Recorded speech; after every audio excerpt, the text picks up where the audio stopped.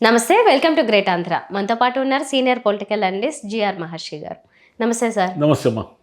Sir, ఈరోజు ఎన్టీఆర్ గారి వర్ధంతి, అందరికీ తెలిసిందే ఇది. అయితే ప్రతిసారి ఆనవాయితీగా ఘాట్ దగ్గరికి వెళ్ళడము, ఈ నమస్కరించుకోవడం ఇదంతా జరుగుతూ ఉంటుంది. అయితే ఏ సీనియర్ ఎన్టీఆర్ గారి వర్ధంతికి జూనియర్ ఎన్టీఆర్ వెళ్తే అక్కడ ఫ్లెక్సీల్ని తొలగించినట్లుగా వార్తలు వస్తున్నాయి. ఎందుకు ఇలాగా అని? ఆయన కూడా మనవడే కదా, ఎందుకు ఆయన దూరం చేసుకుంటున్నారు? అంటే ఒకటి మనం అర్థం చేసుకోవాల్సింది ఏంటంటే, ఎవరు ఒప్పుకున్నా ఎవరు ఒప్పుకోకపోయినా ఎన్టీఆర్ గారి వారసుడు, అంటే ఈ తరం వారసుడు బాలకృష్ణ గారి మొదటి తరం వారసుడు అనుకుంటే, ఈ తరం వారసుడు జూనియర్ ఎన్టీఆరే. జూనియర్ ఎన్టీఆర్ తన తాత వారసత్వాన్ని కానీ, తన తాత నటనను కానీ, తన తాత క్రియేట్ చేసినటువంటి ఒక హీరోయిజం కానీ వీటన్నిటినీ పుణికి పుచ్చుకుని ఈ తరంలో అంతటి అభిమానాన్ని సంపాదించుకున్న వ్యక్తి జూనియర్ ఎన్టీఆర్. అయితే ఇక్కడ సమస్య ఏమైందంటే, రాజకీయాలు అనేటివి ఎంటర్ అయిపోవడం వల్ల దీన్ని సంక్లిష్టం చేస్తున్నారు. ఈరోజు జూనియర్ ఎన్టీఆర్ గారి ఫ్లెక్సీల్ని అక్కడ ఎన్టీఆర్ గారి దగ్గర బాలకృష్ణనే తొలగించమని చెప్పినట్టుగా మనకు వార్తలు. సరే, నిజానికి అక్కడ ఫ్లెక్సీలు ఉన్నంత మాత్రాన వచ్చిన నష్టం ఏమీ లేదు. ఎందుకు నష్టం లేదు అంటే, జూనియర్ ఎన్టీఆర్ ఈ మధ్యకాలంలో ఎప్పుడూ కానీ ఎక్కడా కానీ తాను తెలుగుదేశానికి అనుకూలమని కానీ వ్యతిరేకమని కానీ ఒక్క మాట కూడా మాట్లాడలేదు. తాను రాజకీయాల్లోకి వస్తానని కానీ రానని కానీ ఏమీ మాట్లాడలేదు. ఆయన తన సినిమాలు తాను సైలెంట్గా చేసుకుంటున్నాడు. రాజకీయాలకు సంబంధించిన ఏవైనా సమస్యలు, విమర్శలు, వివాదాలు వస్తాయి అనుకున్న చోట తన ప్రజెన్సే లేకుండా ఉన్నారు ఆయన. ఈవెందో మీకు ఎన్టీఆర్ గారి నాణ్యం రిలీజ్ కానీ ఇవన్నీ కూడా జరిగినప్పుడు ఆయన లేరు. ఎందుకు లేరంటే తాతగారి మీద అభిమానం లేక కాదు, ఈ సమస్యలన్నీ వస్తాయని. తాను వెళితే తన అభిమానులు ఏదో ఒకటి గోల చేస్తారు, అరుస్తారు, లేదా ఇవన్నీ చంద్రబాబు నాయుడు గారికి నచ్చవు, లేదా బాలకృష్ణ గారికి నచ్చవు, ఈ విభేదాలు ఇవన్నీ ఎందుకు, నాకేం అవసరం అన్నట్టుగా ఆయన దూరంగా ఉన్నారు. అయితే ఆయన అభిమానులందరినీ కట్టడి చేయలేరు కదా. ఆయన అభిమానులు మొత్తం 2 రాష్ట్రాల్లో అన్ని ఊర్లలో ఉంటారు. ఈ అభిమానులు అతి ఉత్సాహంతో ఫ్లెక్సీలు పెట్టడమో, లేకుంటే జూనియర్ ఎన్టీఆర్ జిందాబాద్ అని అరవడమో, జూనియర్ ఎన్టీఆర్ సీఎం అని అరవడమో ఇలా చేస్తూ ఉంటారు. వీళ్ళందరినీ కంట్రోల్ చేసే శక్తి ఏ హీరోకి ఉండదు, జూనియర్ ఎన్టీఆర్కి కూడా ఉండదు. ఎందుకంటే ఆయనకు తెలియదు కదా ఎక్కడ ఏం జరుగుతుందో. ఆయన ఇంటెన్షన్గా తన ఫ్లెక్సీలు పెట్టిస్తే అది వేరే విషయం. ఆయనకేం ఇంటెన్షన్ ఉంటుంది? అసలు ఆయన రాజకీయాల జోలికే రాకుండా ఆయన పని ఆయన చూసుకుంటూ ఉంటే ఆయనకి ఇంటెన్షన్ ఏమీ లేదు. కాకపోతే ఇక్కడ సమస్య ఏమిటంటే, జూనియర్ ఎన్టీఆర్కు ఉన్న ఇమేజే సమస్య.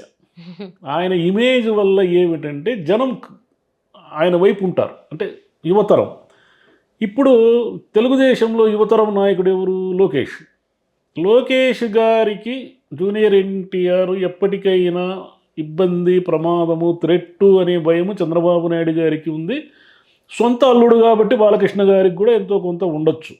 ఆయన బాలకృష్ణ గారు జనరల్గా ఫ్లోలో అనేసి ఉంటారు కానీ ఆ ఫ్లెక్సీలు తొలగించమని. నిజానికి ఆయనకేం పర్టికులర్గా జూనియర్ ఎన్టీఆర్ మీద కోపం ఇవన్నీ ఉండే అవకాశం లేదు. ఎందుకంటే బేసిక్గా ఆయన పాలిటిక్స్లో ఉన్నప్పటికీ, హిందూపురం ఎమ్మెల్యేగా ఉన్నప్పటికీ ఆయన చాలా పనులు బోళాగా చేస్తూ ఉంటారు. దానికేం పెద్ద ఇంటెన్షన్ ఉండదు. అంటే ఆ పొలిటికల్గా వ్యూహాత్మకంగా ఇవన్నీ చేయరు ఆయన. నార్మల్గా ఉంటారు ఆయన.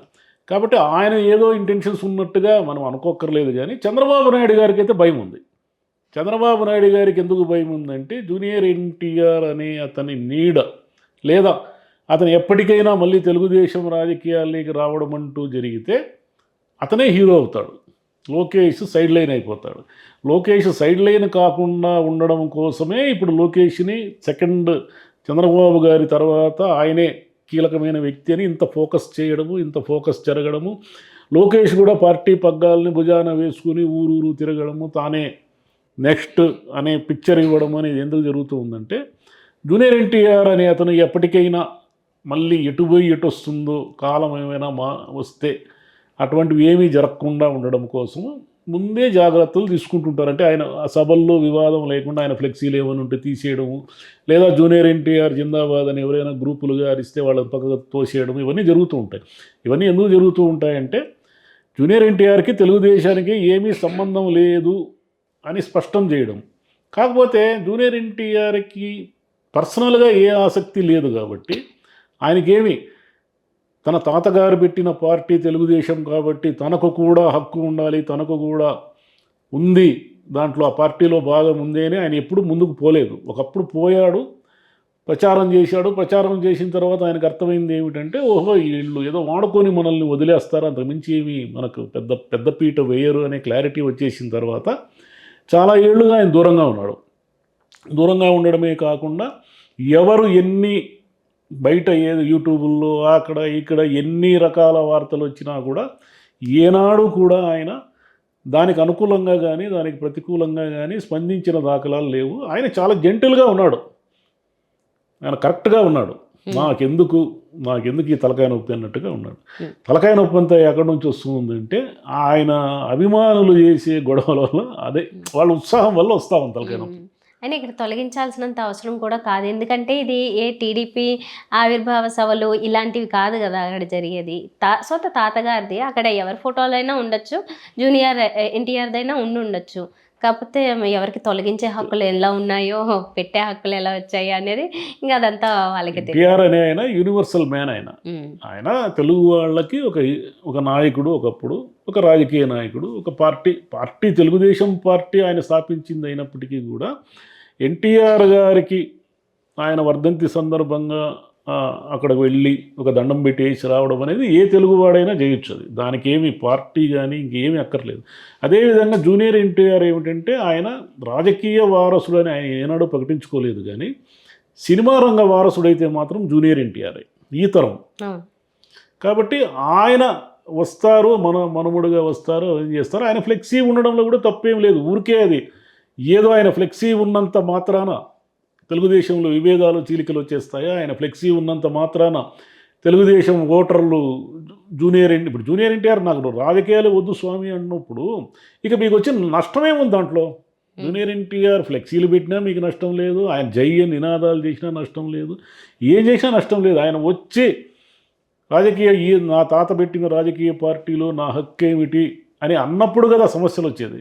ఆయన నాకు వద్దన్నప్పుడు ఇంక సమస్య ఉంది దాంట్లో. వర్ధంతి సందర్భంగా కూడా ఏవో చిన్న చితక అలాంటి మనస్పర్ధలు కలిగే విషయాలు జరుగుతున్నాయి అనుకోవాలి. సరే సార్, థ్యాంక్ యూ అమ్మా.